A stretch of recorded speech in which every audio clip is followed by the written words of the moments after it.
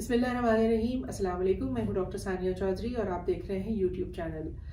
आज हमारे साथ ईमान नज़ीर मौजूद हैं। हमारा नेक्स्ट इंटरव्यू, हमारी जो मिनी सीरीज़ हमने पाकिस्तान से स्टूडेंट्स बाहर पढ़ने जाते हैं, यूएस हो, यूरोप हो, चाइना हो, ऑस्ट्रेलिया हो, मिडल ईस्ट हो, यूएस हो, कहीं भी जाएं, ये इंतहाई वैल्यूबल किस्म की इंफॉर्मेशन है जो फर्स्ट हैंड एक्सपीरियंस में इंसान को पता चलती है, स्टूडेंट्स को पता चलती है और आपको पता हो you can be more prepared for what to expect. तो आज हम ईमान के साथ जो कुछ सोशलाइजिंग एलिमेंट हैं और वहाँ जाकर आप होमसिक ना हो उसके हवाले से कि आपको क्या करना चाहिए और आप किस तरह से अपना टाइम को यूटिलाइज करें, इंगेज करें, इस पे हम ईमान से बात करते हैं।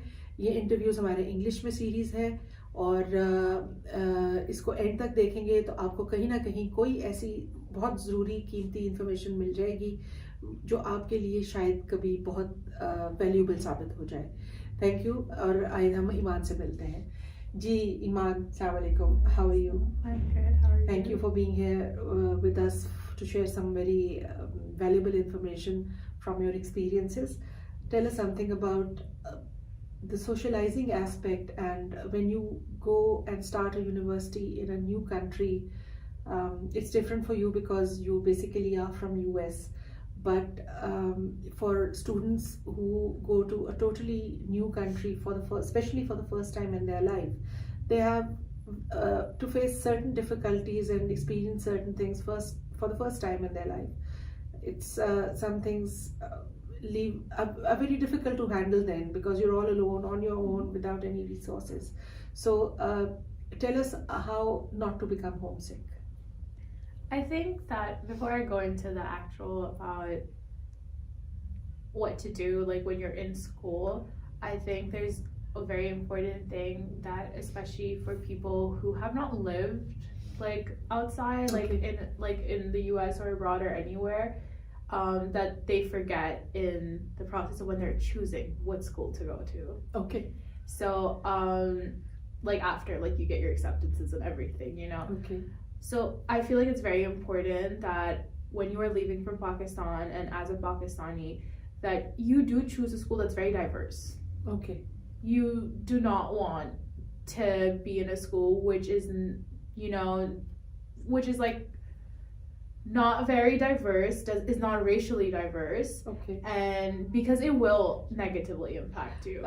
Just to make it a little bit more easy to understand for people who are watching, when you say that, probably you mean that people who have universities who have students from a large number of different countries. That, and as well as like large number of different like communities in that school, even if they're from the US. Okay. I think it's really important that it's a very mixed school. Okay. Because there are a lot of colleges in like especially on the East Coast. Okay. That aren't diverse at all. Okay, that's new information for me as well, because I thought that in United States diversity in universities is sort of a standard. Yeah, like for example, in many universities it is. It is. And like in California, it's very rare that will not be the case.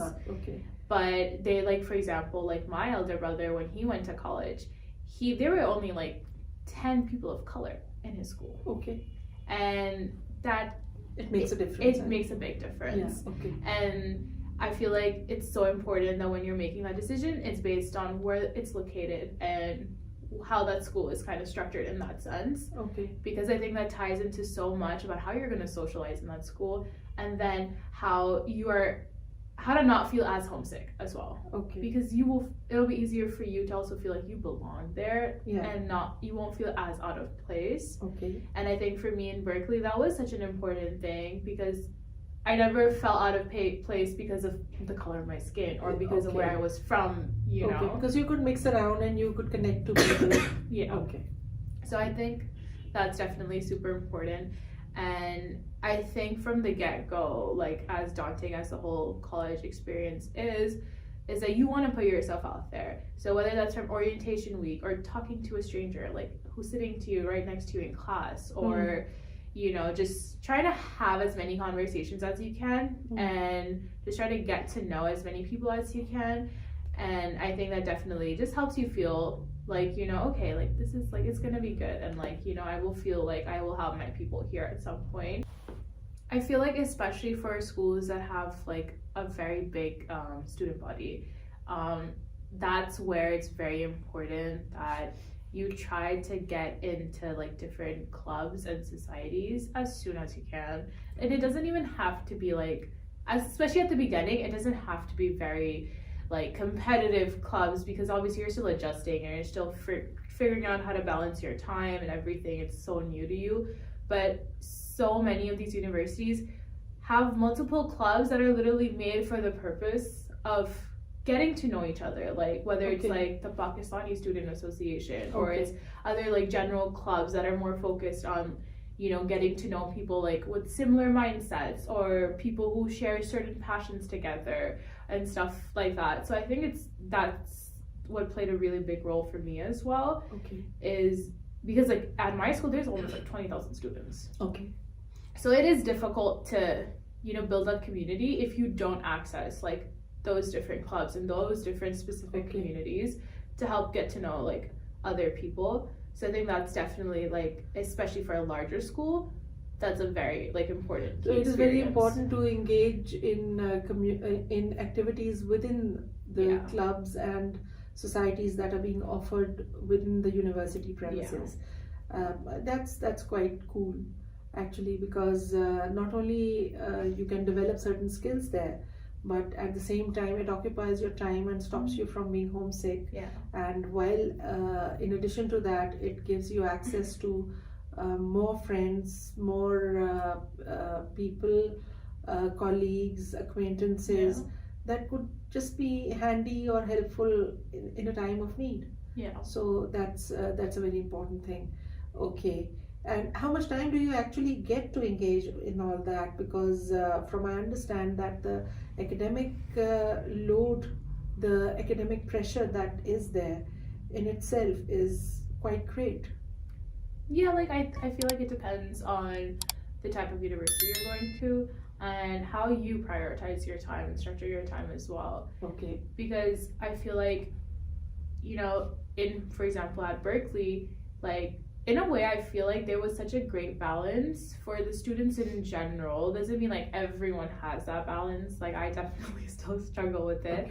But that like people do have that balance where they know that, okay, like, like 4 or 5 days of the week, these are my priorities. This is what I'm going to be doing.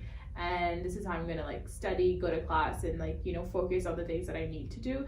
And then try to emphasize on, building that community and actually like have like enjoying your time at school, because you don't want to be enjoying your time at school. And it's a part of the experience, and I don't think it should be ignored at all. But I do think that it takes time to figure out what balance works for you, what like routine, what kind of clubs work for you, where do you want to put in your time.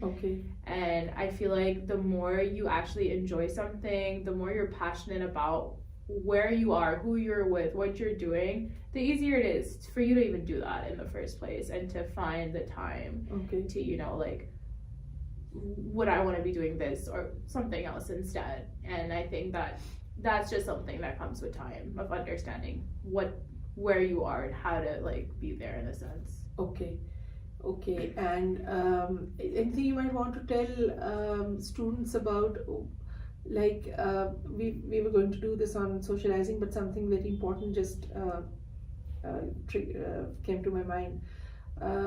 What are the things that a student should take, and what is that a student should not take? It's I think we're discussing, but it just got left out. I feel like when you're traveling from Pakistan to America, obviously if you're not familiar with the place, you're not familiar with what things you can get there. I feel like a lot of people go really excessive in the things that they do take there. For example, like you'll take like bartan and that. Pots and pans. Like Okay. pots and pans, and like you will take like your bed sheets and pillows and all of that stuff. And I feel like, yes, if you're very particular about it, then yeah. Okay. Yeah. But I feel like also as a student there, you don't need that many things, especially when you're in your first year. You're living in a dorm. Okay. You will probably already have a mattress there unless you want to switch it out. You'll be using a kitchen which probably is a common kitchen and has and you it's very unlikely that you will even use that kitchen. Okay. And I think that it's like so for me, like I had 2 roommates, so I had to like, we all 3 of us bought like a mini fridge together, and we bought like a microwave together. Okay. Those are the only like actual appliances in our room. Okay. And besides that, I feel like it's actually kind of more convenient and cheaper, and not as much as a burden to travel with, because it's a long journey. Of course, I think the times are gone where people used to travel with half the cooking raw material and pots and pans. They still do it. That's interesting. I think we'll discuss more about accommodation and logistics and where to find halal food, because they are very important elements of our daily requirements. And thank you very much, Iman, for helping us out here with useful information. We hope you have found something in there that will be of use to you. Thank you for being with us, and we hope you'll be utilizing all this information for some benefit. Thank you very much. Allah Hafiz.